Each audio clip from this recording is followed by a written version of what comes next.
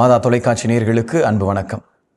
கிறிஸ்துவில் அன்பார்ந்தவர்களே, இன்று நாம் பாஸ்கா காலத்தின் 2வது வாரத்தில் புதன்கிழமையில் இருக்கின்றோம். இந்த நற்செய்தியை நாம் தியானிக்கின்றோம். அன்பார்ந்தவர்களே, நிக்கதேமிடம் ஆண்டவர் உரையாடி கொண்டிருப்பதை தொடர்ந்து நாம் கேட்கிறோம்.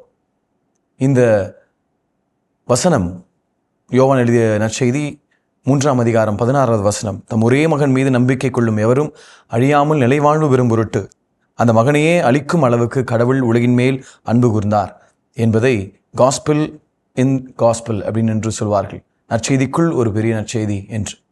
ஆக இந்த ஒரு வசனமே நமக்கு புரிய வைத்துவிடும் ஆண்டவர் நம் மீது எவ்வளவு அன்பு கொண்டிருக்கிறார் என்று. உலகின் மீது அன்பு கொண்டிருந்தவர் அழியாமல் நிலைவாழ்வு பெறும் பொருட்டு அந்த மகனையே அளிக்கும் அளவுக்கு, தம் ஒரே மகனையே அளிக்கும் அளவுக்கு அன்பு கொண்டிருந்தார். அந்த அன்பின் சாட்சிகளாக நாம் வாழதான் இந்த பாஸ்கா காலம் அழைக்கப்பட்டிருக்கின்றோம். இப்பொழுது நாம் பாஸ்காவின் 2வது வாரத்தில் இருக்கிறோம். இனி 5 வாரங்கள், முழுமையாக 7 வாரங்கள். 7 என்பது முழுமை என்பது நமக்கு தெரியும். ஆக பாஸ்கா காலத்தின் 7 வாரங்கள், தவக்காலம் வெறும் 6 வாரங்கள் தான் நாம் இருந்தது. ஆனால் பாஸ்கா காலம் 7 வாரங்கள், ஆண்டவருடைய உயிர்ப்பின் மகிழ்ச்சி 7 வாரங்கள் முழுமையாக நம் உள்ளத்தில் கொண்டாட நம்மை அழைக்கிறது. அந்த ஒவ்வொரு நற்செய்தி வாசகமும், ஒவ்வொரு ஆண்டவருடைய வார்த்தையும் நம்மை இன்னும் அதிகமாக அவருடைய உயிர்ப்பினுடைய மகிழ்ச்சியை நாம் பெற்றுக்கொள்ள அழைப்பு விடுக்கிறது. இன்று பாருங்கள், ஆண்டவர் இயேசு கூறுகிறார், உலகிற்கு தண்டனை தீர்ப்பு அளிக்க அல்ல, தம் மகன் வழியாக அதை மீட்கவே கடவுள் உலகிற்கு அவரை அனுப்பினார். மேலும் அவர் மீது நம்பிக்கை கொள்வோர் தண்டனை தீர்ப்புக்கு ஆளாவதில்லை.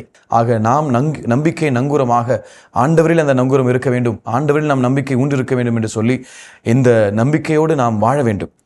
மேலும் தம் ஒளி உலகிற்கு வந்திருந்தும் அந்த நம்பிக்கை எப்படியெல்லாம் நாம் பலப்படுத்த வேண்டும் என்றால், இன்றைய வாசகங்கள் வழியாக ஒளி உலகிற்கு வந்திருந்தும் தம் செயல்கள் தீயனவாய் இருந்ததால் மனிதர் ஒளியை விட இருளையே விரும்பினர்.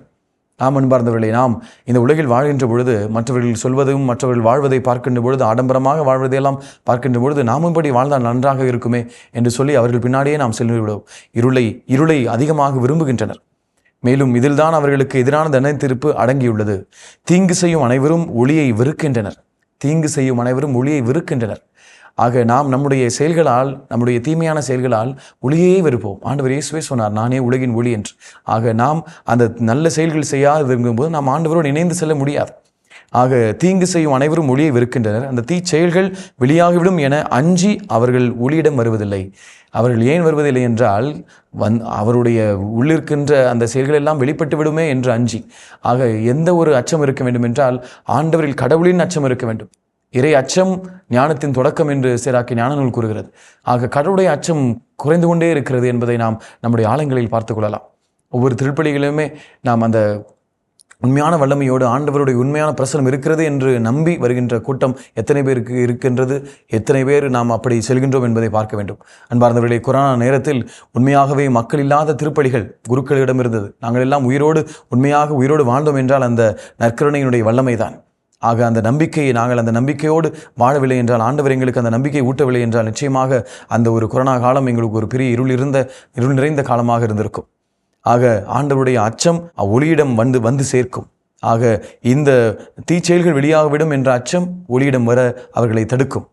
மேலும் உண்மைக்கேற்ப வாழ்பவர்கள் ஒளியிடம் வருவார்கள். ஆண்டவருடைய உண்மைக்கேற்ப, ஆண்டவரின் உண்மையான வழியில் செல்பவர்கள் நிச்சயமாக ஆண்டவரை நோக்கி வருவார்கள். அவர்கள் அப்படி வந்தவர்கள் தான் அன்னை மரியாளும் அனைத்து புனிதர்களும், நம்மோடு வாழ்கின்ற நல்லவர்களும் கூட. ஆக அவர்களிடத்தில் நாம் எத்தனை சாட்சிகளாக வாழ்கின்ற அந்த மனிதர்களை நாம் பார்த்து கொண்டே தான் இருக்கிறோம். நம்முடைய குடும்ப உறுப்பினர்களாக இருந்தாலும் சரி, அவர்களிடத்தில் இருக்கின்ற உண்மையான வாழ்க்கை நாம் ஒதுக்கப்படலாம், நாம் தன்மையாக விட்டுவிடப்படலாம், நாம் உண்மையாக வாழ்கின்றோம், நேர்மையாக வாழ்கிறோம் என்று விட்டுவிடப்படலாம். ஆனால் ஆண்டவர் நம்மோடு இருக்கிறார். அந்த உயிர்த்த ஆண்டவருடைய வல்லமை, அவருடைய உடனிருப்பு நம்மோடு இருக்கிறது என்றால் நாம் உண்மைக்கேற்ப வாழ்வோம். அதற்கு தேவையான அருளை நாம் ஆண்டவரிடத்திலே ஒவ்வொரு நாளும் கேட்க வேண்டும். கடவுளோடு, இதனால் அவர்கள் செய்யும் அனைத்தையும் கடவுளோடு இணைந்தே செய்கிறார்கள். ஆக இப்படி கடவுளோடு இணைந்து செய்தவர்கள் தான் அனைத்து புனிதர்களுமே. ஆக நாமும் புனிதர்களாக வாழத்தான் அழைக்கப்பட்டிருக்கிறோம். கடவுளோடு இணைந்து we have to be connected with God, not with the worldly things. நம்முடைய இந்த உலக சார்பாக நாம் இணைத்து கொண்டோம் என்றால் நிச்சயமாக நம்முடைய வாழ்க்கை ஒரு முழுமையான வாழ்க்கையாக இருக்கார். ஆண்டவர் சொல்வார் இல்லையா, தந்தை நிறைவுள்ளவராய் இருப்பது போல நீங்களும் நிறைவுள்ளவராய் வாழுங்கள். ஆக நாம் நிறைவுள்ளவர்களாய் வாழ அழைக்கப்பட்டிருக்கிறோம் என்றால், அந்த உயிர்த்த ஆண்டவர் மீது தான் நம்முடைய நம்பிக்கை இருக்கிறது என்றால், நாம் கடவுளோடு இணைந்து செல்ல வேண்டும். நம்மை பார்த்து இவர்கள் கடவுளோடு இணைந்திருக்கிறார் என்று நிக்கதேம் எப்படி ஆண்டவரை இயேசுவை பார்த்து சென்று செய்தாரோ, நீர் கடவுளிடமிருந்து வந்தால் தான் இத்தகைய அருமடையாளங்களை எல்லாம் செய்ய முடியும் என்று சொன்னாரோ, அதே போல நம்முடைய சொற்களும் சிந்தனைகளும் செயல்களும் கடவுளோடு இணைந்து செல்கிறதா என்று நாம் பார்க்க வேண்டும்.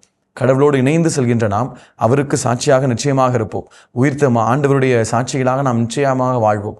நாம் மட்டுமின்றி நம்மோடு இருக்கின்றவர்களையும் நாம் வாழ உந்துதல் படுத்தி அவர்களையும் உந்து சக்தியாக நாம் மாற்றுவோம்.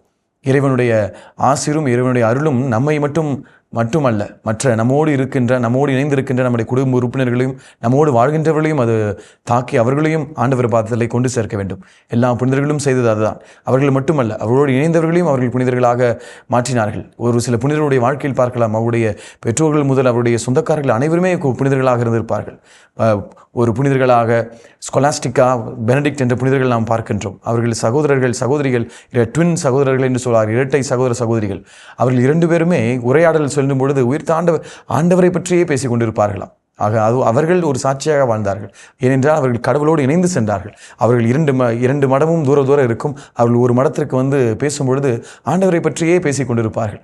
ஆண்டவர் நமக்கு எத்தனை வல்லமையான செயல்கள் எல்லாம் செய்து கொண்டிருக்கிறார் என்பது பற்றி மட்டுமே பேசிக் கொண்டிருப்பார்கள். மற்ற ஊர்க்கதைகளெல்லாம் பேசாமல் ஆண்டவரை பற்றி மட்டுமே, ஆண்டவர் நமக்கு எத்தனை நன்மைகளை எல்லாம் செய்திருக்கிறார் என்று அவருடைய சாட்சிகளை எல்லாம் பகிர்ந்து கொண்டிருப்பார்களாம். அதுபோல பல புனிதர்கள், அவருடைய சாட்சிகளாக வாழ்ந்த புனிதர்கள் இன்று நம்முடைய கத்தோலிக்க திருச்சபையை அலங்கரித்துக் கொண்டிருக்கிறார்கள். ஆக நாமும் அந்த புனிதர்களைப் போல வாழ்ந்து அந்த இறைவனுடைய சாட்சிகளாக வாழ முற்பட இந்த பாஸ்கா காலம், இந்த 7 வாரங்கள் நமக்கு ஒரு அருமையான வாரமாக இந்த திரு அவை கொடுத்திருக்கிறது. ஒவ்வொரு நாளும் நாம் திருப்பலிக்கு செல்வோம். இறைவனுடைய ஆசிரை இந்த ஒவ்வொரு நற்செய்தி வாசகத்தின் மூலமாக பெற்றுக்கொண்டு உயிர்த்த ஆண்டவருடைய சாட்சிகளாக வாழ இறைவனுடைய ஆசிரை நிறைவாக பெற்றுக்கொள்வோம். இயேசுவுக்கே புகழ், இயேசுவுக்கே நன்றி, மரியே வாழ்க.